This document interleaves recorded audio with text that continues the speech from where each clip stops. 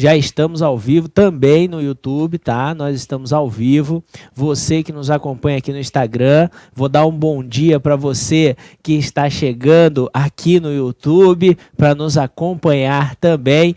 Bom dia, boa tarde, boa noite aí, vai depender do horário que você está assistindo. Você que está nos acompanhando no ao vivo, é um bom dia, mas você que pretende nos acompanhar à tarde, à noite, pode ser boa tarde, pode ser boa noite. Para você que ainda não me conhece, meu nome é Bruno Martins, a gente atua com Previdência do Servidor Público, temos essa parceria aqui com a LAC Concurso, somos professor aqui e já estamos há algum tempo ministrando aula e estamos dando o start nesse programa de palestras ao vivo com interação para que você possa discutir temas relacionados à Previdência do Servidor. Antes de começar, porém, eu queria dar um recadinho para você. Você que quer ter os slides desta palestra, vem comigo aqui que eu vou explicar para você como é fácil você obtê-lo gratuitamente. Vem comigo aqui, ó, vou te mostrar. Vamos trocar a câmera aqui para a gente poder mostrar para você. Ó. Nós agora vamos sair dessa câmera que você está nos vendo e vamos migrar para outra câmera. Como é que funciona? Você já está vendo a gente aqui? Opa, legal. Como é que funciona? Você vai entrar no site da LAC Concursos, lacconcursos.com.br, vai clicar em LAC TV, clica aí para a gente, Thiago. Thiago é quem está nos acompanhando, tá? O Thiago está nos acompanhando aqui, nos dando apoio. Clicou em LAC TV, vai aparecer essa tela aqui para você. Nós estamos dando F5, que ainda estava com a tela anterior, né? Mas você já está vendo a tela correta aí, com certeza, tá? E clicando, ó lá, ó, tá atualizando. Opa, vai aparecer já, vai nos aparecer aí, vamos dizer assim, né? E aí você vai clicar em arquivos, tá? Você vai clicar em arquivos e vai encontrar lá a aposentadoria do professor LAC PDF. É só clicar e baixar para você os slides que nós usamos aqui. Se você quiser já baixar agora e fazer algumas anotações, fica à vontade. Quiser baixar depois e complementar com as anotações que você fez ou com alguma informação importante, também fica à vontade. A decisão é sua, tá? Bom, então vamos aqui retomar, estou voltando aqui para a gente poder começar a falar do nosso tema. Veja bem, a aposentadoria do professor é um tema que ainda vem gerando polêmica. Por quê? Porque, como tudo na Previdência do Servidor, ele foi objeto de uma série de modificações. A redação que existia lá em 1988 para a aposentadoria do professor mudou ao longo desse tempo, principalmente com a emenda constitucional número 20, tá? Principalmente com a emenda constitucional número 20, que trouxe uma mudança radical nesse contexto. Só para você ter ideia, e aí já vamos falar sobre o texto, né?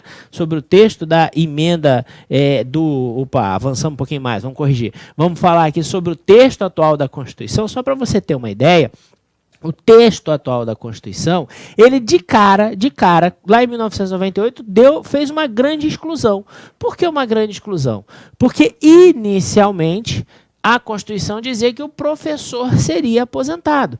Então, o professor, desde a educação básica, ali do maternalzinho até o nível superior, tinha direito a esta aposentadoria. Quando vem a emenda 20, a mudança, como eu disse, é radical. E quando ela é radical, ela faz o quê? Ela estabelece lá, primeiro, que a aposentadoria do professor destina-se a quem? Destina-se apenas e tão somente a quem estiver na educação infantil e no ensino fundamental e médio. O que significa isso, Bruno? Isso significa que o professor universitário, desde 1998, não pode se aposentar pelas regras diferenciadas. Vou apagar aqui, olha, é uma mágica. Você pode riscar e apagar na tela, tá? O professor universitário, como eu dizia, não pode se aposentar pelas regras do professor. Ele vai se aposentar por que regras? Pelas regras gerais. E aí eu já vou aproveitar para dizer o seguinte, todo mundo fala assim, nossa, então quer dizer que se eu não me aposentar por esta regra aqui do magistério, eu perco minha aposentadoria? Não. você não perde a sua aposentadoria, você deixa de poder usufruir da regra específica, mas você pode sim se aposentar pelas regras gerais destinadas a todo e qualquer professor. Já de cara também vou dizer o seguinte, isso é uma aposentadoria especial? Não, tá? Tem uma discussão na doutrina, mas eu digo para vocês, não é. É uma regra específica. A aposentadoria especial está prevista onde? Está prevista lá no parágrafo 4º do artigo 40 e não no 5º. Afinal de contas, ninguém aqui vai dizer que o quê? Que aluno, né, é uma atividade de risco, ou ministrar aula é uma atividade de risco, ou mesmo, né, que ele pode ser um agente que traga exposição para a saúde. Não vamos falar isso das crianças, isso vamos dizer assim, isso é impossível de acontecer, ok? Bom, então, se você pega o parágrafo 5º do artigo 40, você vai ver o seguinte, se o professor que atue em efetivo exercício do magistério na educação e no ensino fundamental e médio, se estivermos então com um professor que está atuando no magistério, educação infantil, ensino fundamental e médio, ele pode reduzir, essa é a regra geral, ele pode reduzir em 5 anos a idade e o tempo exigido. Nós vamos ver mais à frente os requisitos, tá? Nesse primeiro momento eu quero focar em outra parte, mas eu quero que você faça a fixação desde já, tá? Então, o professor que atua em efetivo exercício do magistério, onde na educação infantil, no ensino fundamental e médio, pode se aposentar 5 anos mais cedo, ou seja, ele reduz 5 anos na idade e 5 anos no tempo de contribuição mínimo exigidos. E aí veio o questionamento, o que é tempo de efetivo exercício do magistério? Grande controvérsia, até que a Lei 11.301 de 2006 alterou a LOPEB nacional, tá? Alterou para tentar dar o contorno do que viria a ser esse tempo, né, de efetivo exercício do magistério. Até então, o Supremo, inclusive, tinha uma súmula, a súmula 726, que dizia que só e somente só estar em sala de aula caracterizava magistério, tá? Com o advento da lei, estabeleceu-se o quê? Que os professores e especialistas em educação que desempenhassem atividades educativas dentro do estabelecimento de educação básica estariam ou teriam direito a esta aposentadoria, considerando-se como tempo de efetivo exercício do magistério que a docência, a direção da escola, a coordenação e o assessoramento pedagógico. Esse dispositivo foi objeto do MADIM, a ADIM 3772. E o que foi dito nessa ADIM? Que os especialistas em educação não têm direito a esta aposentadoria. Tá? Que os especialistas em educação não têm direito a essa aposentadoria. Então, o professor, porque é o que diz a Constituição, pode se aposentar considerando-se como magistério, estar na unidade escolar e exercer a docência, a direção da escola, a coordenação ou o assessoramento pedagógicos, tá bom? Bom, Bruno, o que é especialista em educação? Eu não sei o que é. Simples, tá? Você pegar a Lei de Educação Básica hoje, a LOPEB nacional, ela vai ter lá o seguinte, que os entes federados podem contratar pessoas que tenham notório saber em determinada área. Isso significa o quê? Isso significa que você vai poder contratar pessoas que não têm a formação para ministrar aula, mas que conhecem muito, por exemplo, de biologia. No passado, isso era chamado especialista, ou melhor, essas pessoas eram chamadas de especialista em educação. Ó, só para lembrar, você que está nos acompanhando pelo Instagram aqui, tá? Vai lá no canal do YouTube se você quiser mandar a sua pergunta, tá? Não esquece disso. Se você quiser interagir conosco pelo canal do YouTube, LAC Concursos, estou esperando a sua interação. Estou vendo que tem gente aqui nos acompanhando, né? Nos assistindo. Pelo menos manda um tchau, fala, ó, sou eu, fulano, tô aqui, né? Ah lá, ó, eu tô vendo aqui a Aninha de Paula, é isso mesmo, né? Leonardo, estão aparecendo. Ana Paula, bom dia, já mandou um bom dia. Ana Paula, de onde você é? Fala aí pra gente se é servidora, se é advogada. Manda aí a sua dica, né? De onde você está nos acompanhando e se tiver alguma dúvida pode questionar. Enquanto isso eu vou avançando, tá? Enquanto isso eu vou avançando. A hora que apareceu o questionamento aqui, a gente dá o break e vai lá. Olha lá, Ana Paula é de Goiás, está nos acompanhando de Goiás. Então, a gente dá o break, vai para a pergunta e discute o assunto. Pois bem, ok, avançado, beleza. A Adin, então, tirou melhor dizendo, ó, o Tiago Alves também, bom dia aí do Ceará, Tiago. Tirou os especialistas em educação, ok? Então, nós podemos dizer hoje que caracteriza efetivo exercício do magistério dar aula, coordenar pedagogicamente ou assessorar pedagogicamente, né? E a direção da escola. Importante, essas atividades têm que ser exercidas onde? No âmbito da unidade escolar, tá? Ah, eu dou aula aqui, eu sou professor de educação física e aqui na minha cidade tem um programa de aula para melhor idade nas praças e eu fui cedido, né? Eu estava na escola, saí da escola para ir dar aula para idosos nas praças.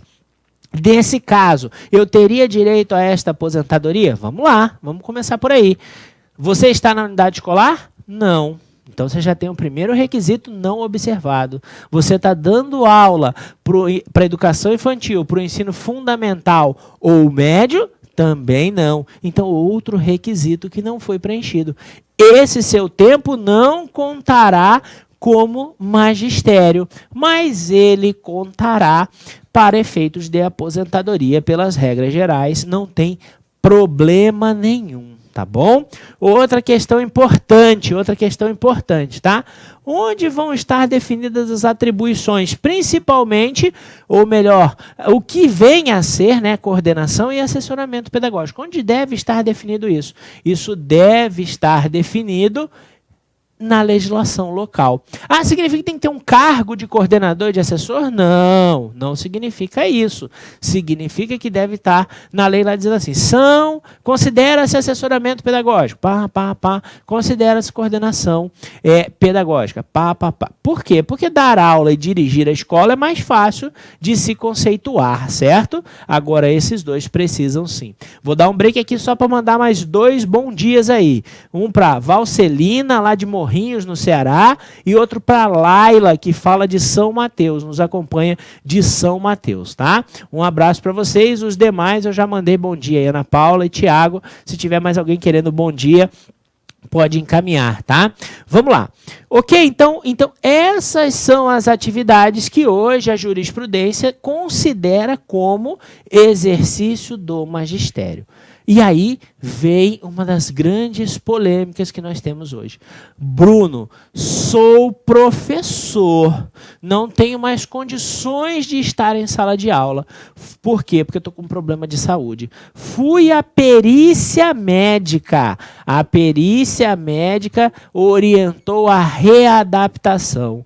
O que acontece ou como que eu consigo não perder a condição de estar no magistério? Está aqui, ó, trouxe para vocês um entendimento, inclusive do Supremo. Nos casos de readaptação, é possível, sim, que este período seja computado como exercício do magistério.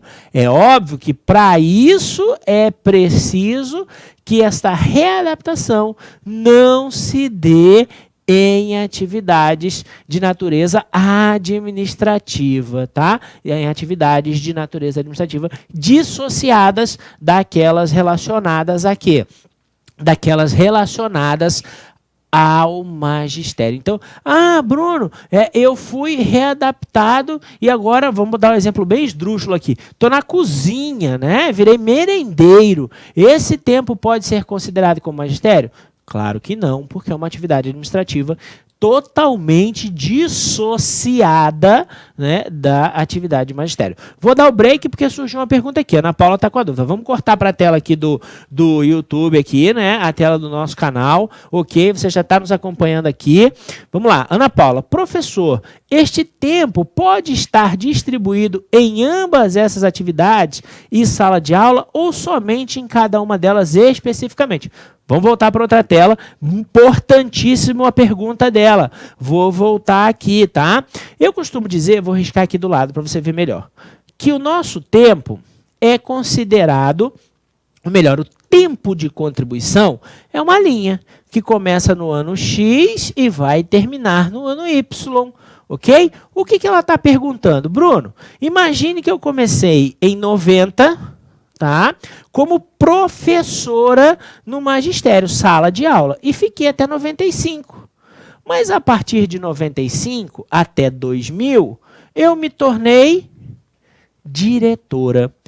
Eu posso contar de 90 a 10 mil, ou seja, 10 anos como magistério? Claro que pode, o tempo pode estar distribuído sim. Você não precisa ter 25 anos de docência, 30 anos de direção de escola. Não, você pode distribuir sim dentro da sua vida ou desse seu período, né, desse seu tempo, que ele será considerado também como magistério, ok? Ok, aí, Ana Paula, espero ter resolvido aí ou esclarecido o seu questionamento, beleza? Vamos avançar então. Estávamos falando aqui da readaptação. Então, é possível que o tempo em que o cidadão esteve readaptado seja considerado, sim, como de magistério, desde que ele não esteja em atividades administrativas dissociadas do magistério, como a gente deu o exemplo agora, tá? Vamos falar então de regra? Vamos falar... Ana Paula está dizendo aqui para a gente que entendeu o que eu disse e esclarecemos, então, a dúvida dela. Obrigado, Ana Paula. Se alguém tiver mais algum questionamento, pode nos enviar. Vamos falar, então, de regra. Vamos falar de regra propriamente dita, tá? Basicamente, o magistério tem 3 regras estabelecidas constitucionalmente. Eu já vou dizer de cara para vocês o seguinte: aqui nós vamos tratar, até pelo tempo que nós temos, isso aqui é uma palestra, não é um simpósio, não é um curso, né? Nós não vamos ficar aqui o dia inteiro, nem vocês podem, né, ficar o dia inteiro nos acompanhando. Então, nós vamos dizer, ou vamos discutir o quê? Discutir as regras relacionadas na Constituição Federal e nas emendas constitucionais, tá? Por que eu estou falando isso? Porque existem entendimentos acerca da possibilidade de aplicação das regras do professor em outras regras constitucionais em que não existe previsão expressa na Constituição, tá bom? Então vamos começar aqui pela regra geral, né? Primeiro de tudo, lembrar os senhores que quem se aposenta pela regra geral tem os seus proventos calculados pela média contributiva. A média dos 80% maiores salários ou remunerações de contribuição de julho de 94 até o momento da sua aposentadoria. Onde que essa média está regulada? Está regulada lá na Lei 10.887 de 2004, tá? Essa média está regulada lá. Então, quem se aposenta pela regra geral, se aposenta pela média contributiva. E, consequentemente, tem o quê? Tem o reajuste dos proventos definidos como? Definidos com base nas perdas inflacionárias, ou seja, o objetivo é só repor aquilo que se perdeu, o poder de compra, melhor dizendo, que se perdeu ao longo daquele período, tá? Então, esse é o objetivo desta regra de reajuste, ok? Então, você vai se aposentar pelas regras gerais e vai ter os seus proventos calculados pela média e reajustados pela inflação. Aí vem a grande dúvida. Ah, Bruno, mas eu tenho aqui um cliente, ou minha mãe, ou eu, ingressei antes de 2003, então eu me aposento com a última remuneração. Se aposenta desde que preencha os requisitos da regra de transição. Porque se você não preencher os requisitos da regra de transição, mas tiver os requisitos da regra geral e resolver ir por ela, mesmo você tendo entrado antes de 2003, né, de dezembro de 2003, se aposentará pela média e reajuste apenas e tão somente para recuperar o poder de compra dos seus proventos, tá? Não se esqueça disso. Eu sempre digo o seguinte, a regra geral ou a média é a única regra de cálculo que se aplica para quem ingressou depois da emenda 41, mas não é exclusiva dessa galera. Se você quiser ir antes, você vai antes e fica, talvez, aí vai depender da sua média, num prejuízo financeiro. Beleza? Tranquilo? Então vamos lá. Qual é a regra geral, Bruno? Qual é a regra geral de aposentadoria? Opa, desculpa, avancei demais, né? Avancei demais, ó. Qual é a regra geral de aposentadoria do professor? A regra geral de aposentadoria do professor é aquela estabelecida pelo parágrafo 5º, que diz que os requisitos da regra geral são reduzidos em 5 anos. Quais requisitos? Idade e tempo, porque os demais se mantêm. Então, você vai ter que ter 5 anos no cargo efetivo em que vai se aposentar. Qual é o cargo efetivo em que você vai se aposentar? É o cargo de professor, né? Você vai ter que ter 10 anos de serviço público, tá? Se você for homem, vai ter que ter 30 anos de contribuição e 25 anos de contribuição, onde? Nas atividades tidas ou consideradas como de magistério, ok? Então, você precisa ter 30 ou 25. E aqui é importante dizer o seguinte, os 30 ou 25 são ou podem ter sido exercidos em qualquer regime previdenciário. Você pode ter sido professor no estado e agora está no município, ou vice-versa, tá? Você pode ter sido professor na iniciativa privada e agora está no estado. Basta que você traga o quê? A certidão de tempo de contribuição. Lembrando que a regra geral diz o quê? O homem se aposenta aos 35 de contribuição e a mulher aos 30. Daí a redução de 5 anos, ok? Mesma coisa na idade.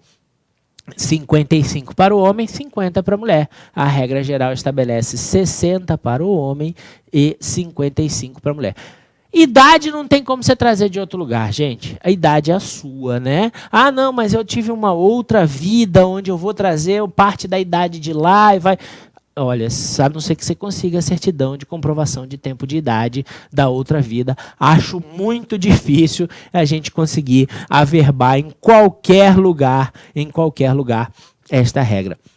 Ana Paula está trazendo aqui outra dúvida para a gente, importantíssima. Vamos cortar aqui de novo para a tela do YouTube, está aqui para você ver a pergunta dela. Ó, agora eu estou aqui, estou aqui agora, tá me vendo? Beleza, aqui, ó. Ana Paula, tem aplicação do fator previdenciário? Pergunta importantíssima. Volta aqui para outra tela. Olha, não existe fator previdenciário no regime próprio, na previdência do servidor. E por que não existe fator previdenciário na previdência do servidor? Porque a regra é cumulativa, ela exige idade e tempo. O fator previdenciário, ele surgiu, tá? Ele surgiu para justamente substituir o fato de que em 1998 se queria estabelecer regras desse tipo para o INSS, mas não conseguiram, não passou na emenda 20. Então vem o fator previdenciário para quê? Para substituir essa situação, ok? Beleza, então? Vamos avançar então? Tá aqui, ó. vamos chegar à segunda regra que se aplica aos professores, que é aquela regra que está estabelecida onde? Lá no artigo 2º, parágrafo 4º da emenda 41. Lembrando que, assim como a primeira, trata-se de um benefício voluntário, ou seja, você precisa pedir, você precisa fazer o seu requerimento, ok? Beleza. Todo mundo tem direito a essa regra? Não. Essa regra só se aplica a quem ingressou em cargo efetivo até 16/12/1998. Tá? Por quê? Porque ela é uma regra de transição. E quais as previsões que estão contidas nesta regra? Vamos lá. Primeira, cargo efetivo, ou seja, tempo no cargo efetivo, 5 anos. Idade, 53 anos e 48 para a mulher. Aí você vê assim, gente, a idade é a mesma, então já deu problema aqui. Não, você vai entender daqui a pouquinho. Tempo de contribuição, 35 anos e 30 para a mulher. Também é o mesmo. Pedágio, o que é o pedágio? É aquele tempo a mais que o servidor precisa ter, 20%. Não mudou nada, Bruno, não mudou nada. Calma, vamos avançar. Olha só. Primeiro, só lembrando, o que é o pedágio?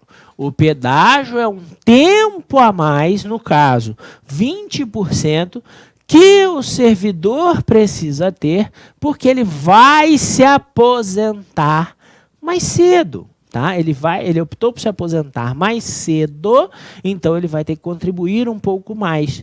E como é que funciona o cálculo desse pedágio? Ele toma por base o tempo que faltava para você se aposentar em 16/12/1998. Então, esses 20% é do tempo que faltava para você se aposentar em 16/12/1998, ok?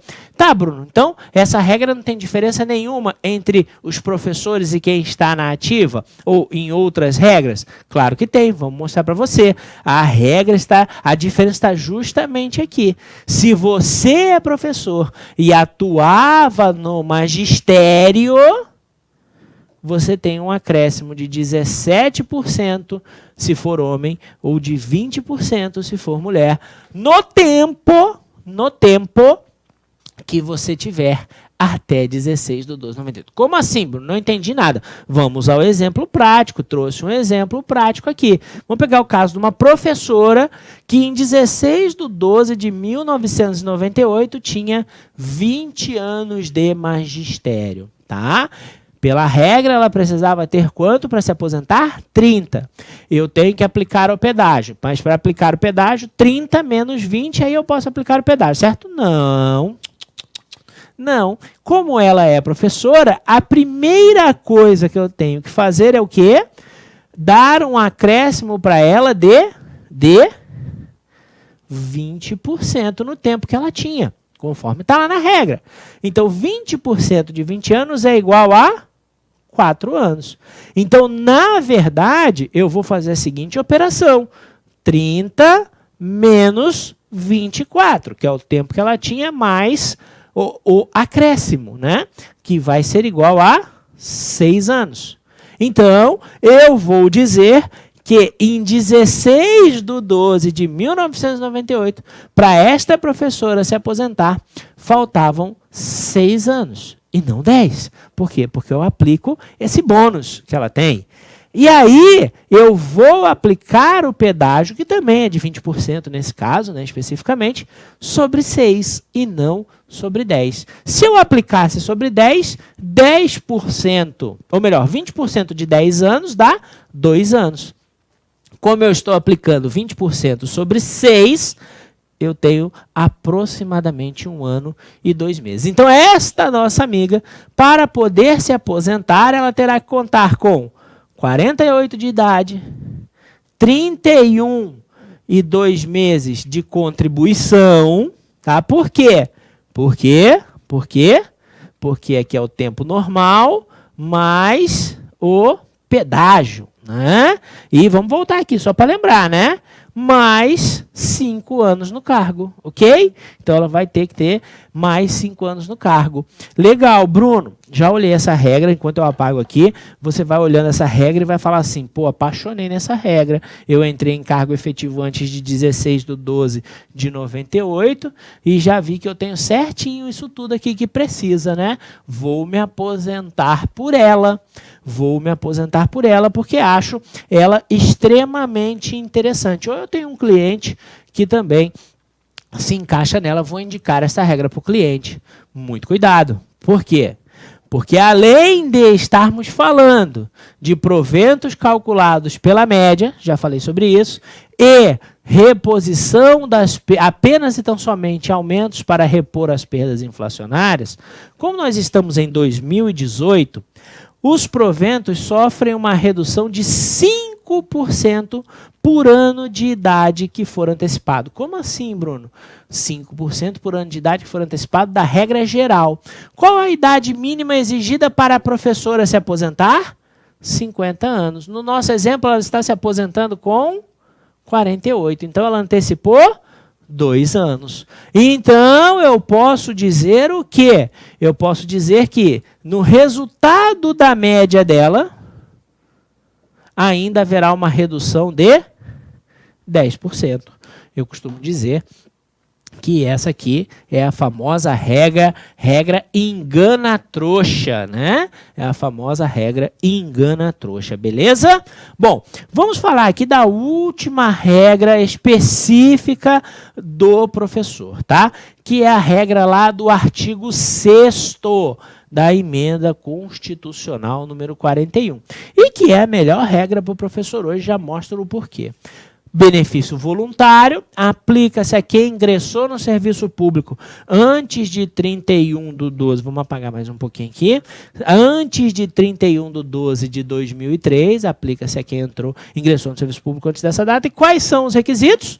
Está aqui, ó, 5 anos no cargo efetivo, 10 anos de serviço público, 10 anos de carreira, 20 anos de serviço público, 30 anos de contribuição para o homem, 25 para a mulher, em magistério, 55 de idade para o homem e 50 de idade para a mulher, tá? Desde, é claro, que o tempo deles sejam em magistério. Ninguém me perguntou, mas eu vou falar. Ninguém, ó, vocês estão acompanhando aí, eu estou vendo aqui no YouTube, tá?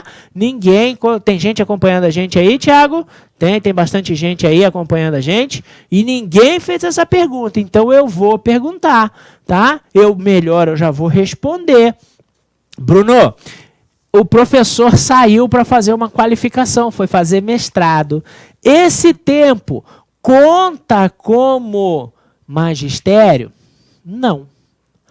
O professor tirou licença-prêmio. Esse tempo conta como magistério? Não. Por quê? Porque não é efetivo exercício do magistério. Quais são os tempos hoje que estão sendo considerados, ou que nós podemos considerar esse tipo de situação como tempo de magistério? Férias, é claro, né? E uma discussão aí sobre licença saúde, se seria ou não magistério, tá? Discussão. Uns vão dizer que sim, outros vão dizer que não. Aqueles que dizem que sim vão dizer, olha, ele não tem culpa, ele ficou doente, tá? Principalmente se for uma doença laboral, né? Outros dizem, tudo bem, ele não tem culpa, mas ele não está no magistério. Então, já vou deixar isso claro, tá? O cara saiu para fazer mestrado, doutorado, pós-graduação, não conta, não conta. O cara tirou licença-prêmio, a maioria não conta. Por quê? Porque não é efetivo exercício, não está na docência, não está na direção da escola, não está na coordenação, muito menos no assessoramento pedagógico, ok? Então já vou deixar isso claro, beleza? Ninguém tinha perguntado, eu já me adianto e vou falar para vocês. Bom, por que essa aqui, Bruno, é a melhor regra para o servidor público? Porque ela dá proventos integrais. O servidor, quando ouve a expressão proventos integrais, ele já pensa o seguinte, ele tem direito ao reajuste, ou melhor, ele tem direito, não é de reajuste ainda, Bruno, ele tem direito a receber, quando aposentado, a última remuneração que ele recebeu na ativa. Ou seja, ele vai receber o mesmo valor do mês anterior. E agora sim, falando de reajuste, a regra de reajuste aqui é a regra da isonomia, a paridade. Todo aumento concedido para o ativo, seja ele de que natureza for, se estende ao inativo. Mudou tabela, aumentou tabela, aplica para o aposentado. Mudou, houve uma transformação do cargo, se aplica ao aposentado, ok? Bom, para ir caminhando já para o final da nossa fala, né, vamos falar sobre abono de permanência. O que é abono de permanência? Abono de permanência é aquela gratificação, é aquele adicional que a pessoa recebe, né? Por quê? Porque ele optou por continuar trabalhando mesmo tendo preenchido os requisitos para se aposentar, tá? Antes de seguir, já falamos do conceito, só vou lembrar que o valor do abono é o mesmo da contribuição, ou seja, se ele paga R$1.000 de contribuição, ele vai receber R$1.000 de abono, é uma benesse, é um incentivo para não se aposentar. Mas antes de seguir e falar sobre o que a gente vai trazer aqui, temos aí duas perguntas para responder. Vamos lá. Primeira, vamos trocar a tela aqui. Ana Paula de novo. Caso o professor já aposentado por tempo de contribuição pode continuar exercendo as atividades ou necessariamente deve se desvincular?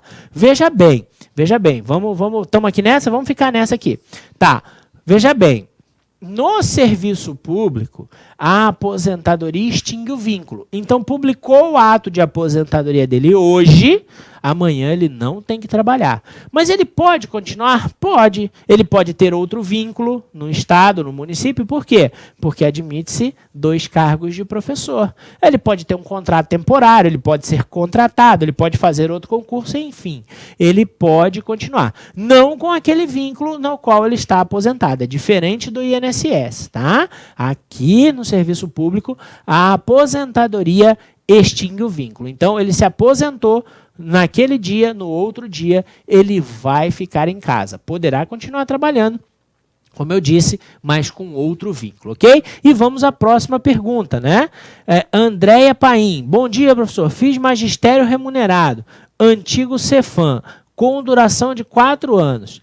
Este tempo de formação sendo remunerado conta como tempo? Veja bem, aqui a pergunta da Andréia é a pergunta relativa ao aluno-aprendiz, né? Aluno-aprendiz é aquele que, tendo trabalhado durante, né, o recebimento do ensinamento e recebido remuneração indireta ou direta, tem direito a ter esse período contado. Andréia, não é tão simples assim, né? O fato de estar sendo remunerado já é um bom sinal de que você tempo seu é como aluno aprendiz. Mas aí seria necessário analisar o caso concreto para ver se encaixa em todos os requisitos, tá bom? Para a gente poder dizer se sim ou se não. Mas já é um bom indício, um bom caminho. Por último aqui, a Jamires Santos. Esta aula vai ficar disponível? Jamires, esta aula vai estar disponível aqui no canal do LAC Concurso e nós, no site, e nós também vamos estar disponibilizando no nosso canal no YouTube e também no nosso site Previdência do Servidor. A partir de hoje ela já está disponível aqui e a partir de amanhã, creio eu, já estará disponível no nosso canal e no nosso site também, tá bom? Se você quiser, pode assistir tanto aqui quanto lá. Bom, voltando para cá então, falando aí de abono de permanência, tá? Falando de abono de permanência, já demos o conceito. O abono de permanência, ele também só se aplica nas regras constitucionais estabelecidas privativamente para o professor, né, ou para determinados servidores. Ele está lá no artigo 2º, aquela regra do pedágio que nós citamos. Já na regra geral, ele está previsto de uma forma um pouco controversa. E alguns começaram a dizer o seguinte, realmente, ele aplica para os demais servidores, mas não se aplica para o professor. Inclusive, no âmbito federal, saiu uma orientação normativa. A União disse isso, olha, não se aplica para o professor o abono quando ele preenche os requisitos da regra geral. Aqueles lá do parágrafo 5º, né? Legal. O que aconteceu? Essa orientação normativa foi ao judiciário, né, questionaram ela, e o judiciário tem entendido que não é assim, tá? Não é assim, é diferente, pode-se sim aplicar o abono em favor do professor que preencheu os requisitos da regra geral. Tá aqui a jurisprudência. Por que eu estou dizendo isso? Porque isso pode estar acontecendo no seu estado, pode estar acontecendo no seu município que adotou o mesmo entendimento. Ok, gente? Bom, se você quiser saber mais, eu estou trazendo aqui fresquinho para vocês a 3ª edição de nosso livro, Direito Constitucional Previdenciário do Servidor Público. Onde você vai encontrar essa obra, tá? Eu tenho outras, mas vou destacar essa aqui. Por quê? Porque ela está relacionada como a mais atualizada, a mais recente, né? Você encontra ela nas melhores livrarias do país e encontra ela também no site da editora LTR, ltreditora.com.br, tá? .com.br. É só acessar lá que você vai encontrar essa e outras obras de nossa autoria. No mais, né, eu queria agradecer a todos que estiveram conosco, nos acompanhando, espero que tenham gostado, e convidar você que está nos acompanhando e dizer para você, convide outras pessoas, porque no dia 13 de agosto, neste mesmo horário, estaremos de novo aqui ao vivo, desta vez falando sobre aposentadoria por invalidez do servidor público. Então, se você quer tirar sua dúvida sobre aposentadoria por invalidez do servidor público, dia 13 de agosto, não perca, neste mesmo horário, às 10 da manhã, horário de Brasília. Gente, muito obrigado, estamos à disposição de vocês, está aqui os nossos e-mails, o nosso Facebook, o nosso site. Quer esclarecer a sua dúvida? Quer discutir algum assunto importante sobre previdência do servidor? Nos procure e nós estaremos tratando desse assunto.